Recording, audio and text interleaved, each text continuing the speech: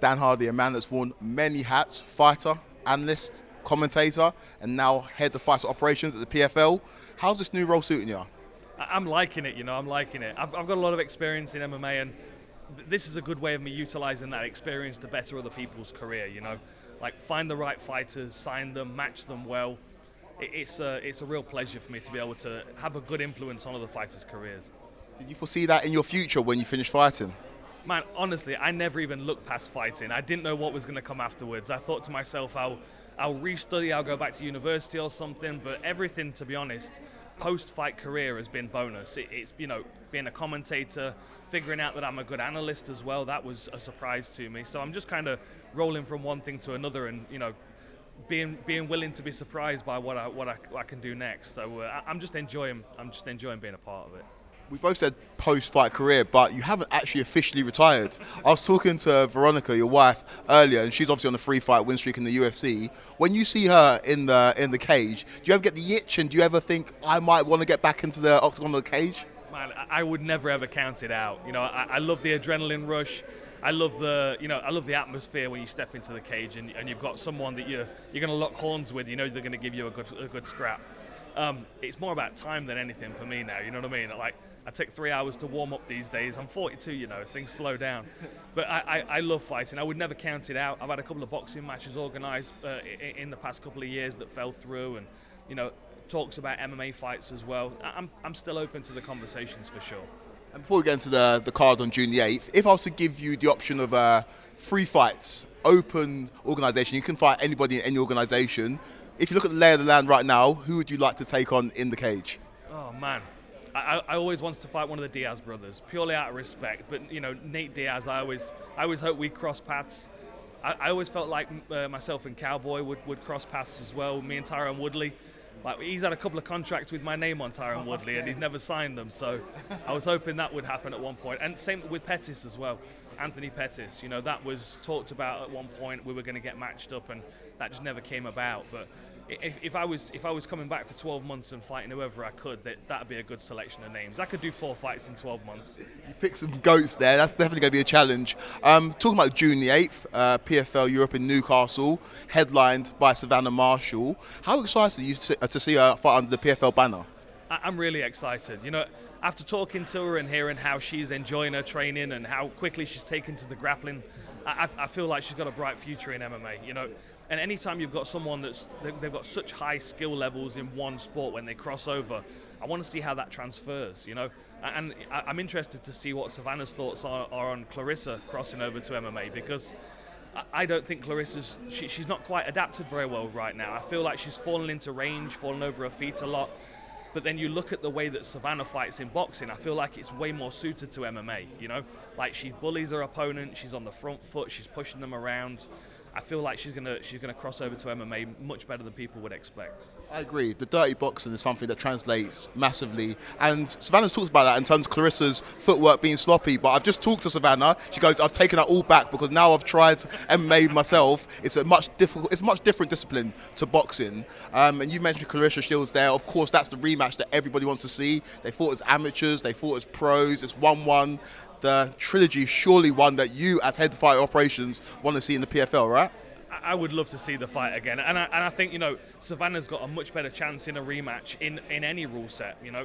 The fight that they had as a pro, like, Savannah was on the front foot the whole time. Like, it was Clarissa being forced to work off with her back on the ropes. Like, you transition that into a mixed martial arts skill set, and that's Savannah pushing and bullying Clarissa around. And if they get into the clinch, Savannah's got the height and reach advantage. She's going to be overbearing. I just feel like it would be a fascinating rematch in the small gloves. And I feel like both of these fighters are going to have to adapt their skills to cross over to MMA. But for me, it just seems like Savannah's done a better job of crossing over so far from what I've seen. Can we talk about the small gloves? 4-ounce gloves in MMA, it's completely different. I think especially on defense. How can you, as an analyst, as one of the best analysts in the game, can you break down the differences between boxing in the larger gloves and fighting in MMA in those 4-ounce gloves? Sure, yeah. I mean, well, first of all, obviously the actual physical size of the gloves is different. So you're going to be able to find pockets for punches that you wouldn't be able to find with big gloves on. When you're wearing big gloves, you can kind of shield and shell up a little bit and deflect a lot of the punches.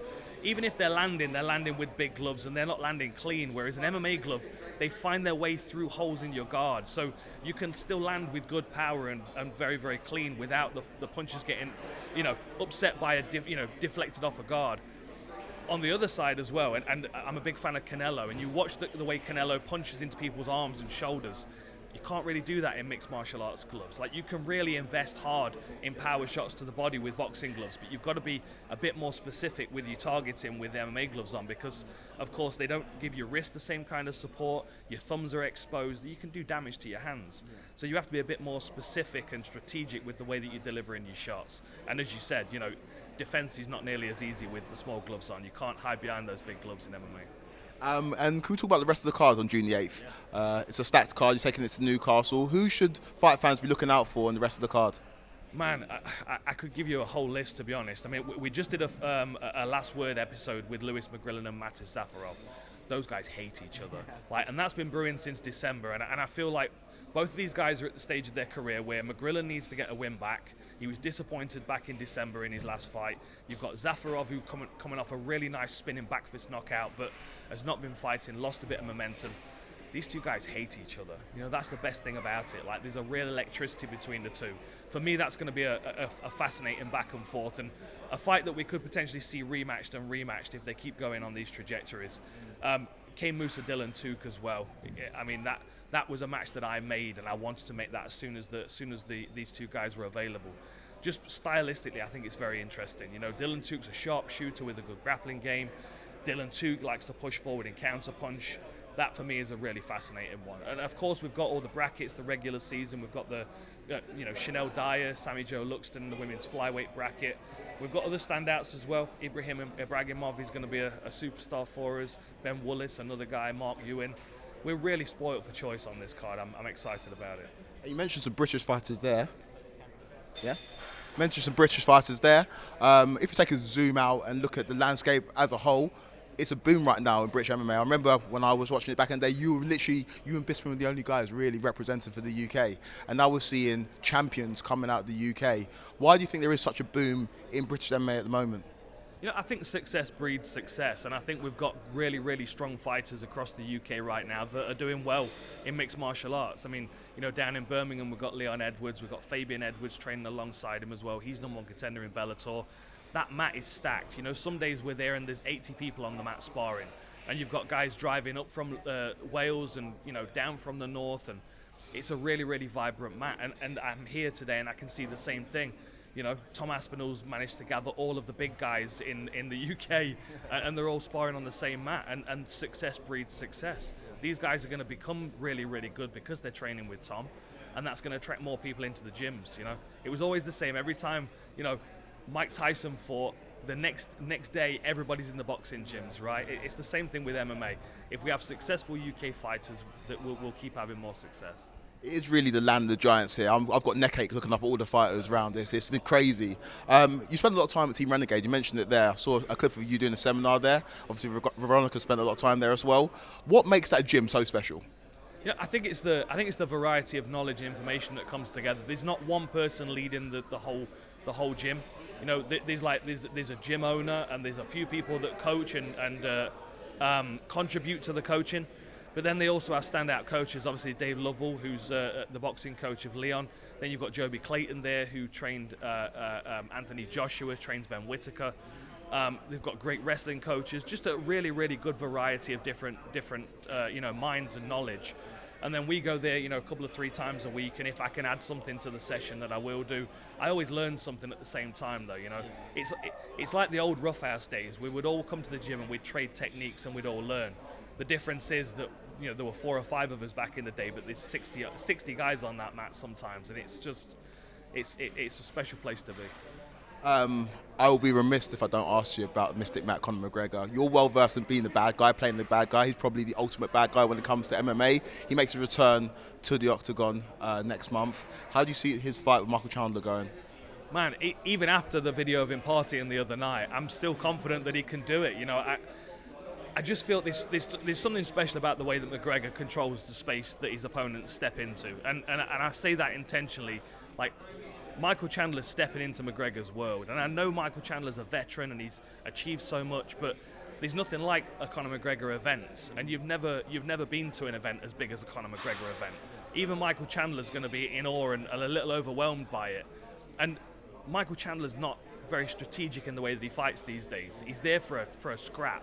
And I think that plays into McGregor's hands. You know, when you've got someone that's reckless, like Aldo was, they run into range and he picks them off.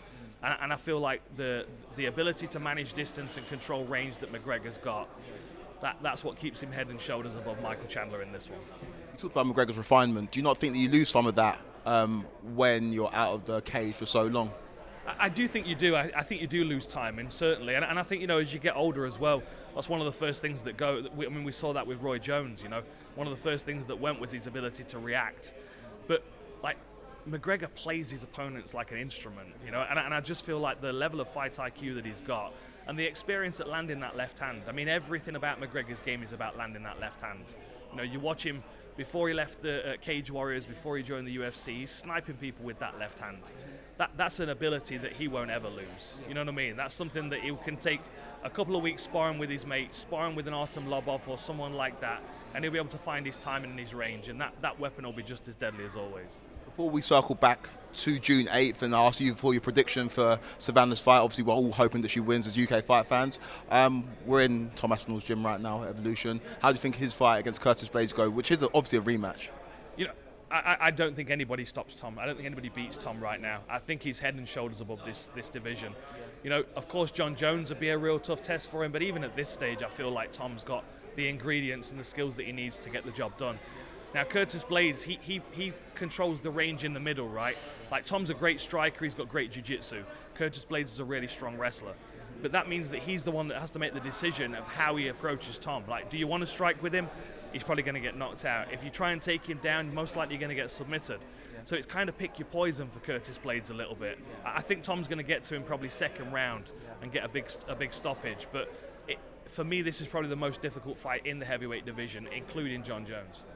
And Dan Hardy, how do you think the fight on June the 8th goes between Savannah Marshall and Vargas? Man, I'm fascinated to see how Vargas approaches this, right? She's a purple belt Brazilian Jiu-Jitsu. She's got a kickboxing world championship. So, like, she knows that she can punch. She knows that she can stand and trade and get knockouts, 12-second knockout on her record. But everybody's expecting her, of course, to take this fight to the floor. And that's really where we're going to see whether Savannah's rounded out her game enough. Like, I expect Savannah to look really strong, look really well prepared. But I also know that Morella cannot be counted out. I think it's going to be a real back and forth, you know, a real gutsy performance by both of them, and they're gonna earn each other's respect. Can I just ask quickly, you're obviously matchmaking, you're making fights. You've thrown Savannah in there with somebody who's got a purple belt, and she's already talked about grappling and how she hasn't got the experience. What was the thinking behind that? I just couldn't put somebody in there against Savannah that doesn't have the skills to be able to win the fight. You know what I mean? Like, this is the signature for all of my PFL Europe events. Everybody is in a fight that they can win, right? But they're all in a fight they can lose just as easily. Like, I didn't want someone to come in and people to look at her and go, well, how is she going to win, right? Like, we know how she's going to win. She could take Savannah down and submit her. She could potentially kick her legs to pieces, you know what I mean? Like, that's what makes this interesting for me as a fan, right? If it's a pushover, I'm not interested. And I wouldn't expect anybody else to be interested either, so I couldn't do that to Savannah. Dan Hardy, thank you very much, man. Thank you. On AM, on DAB, via the talkSPORT app and on your smart speaker. talkSPORT.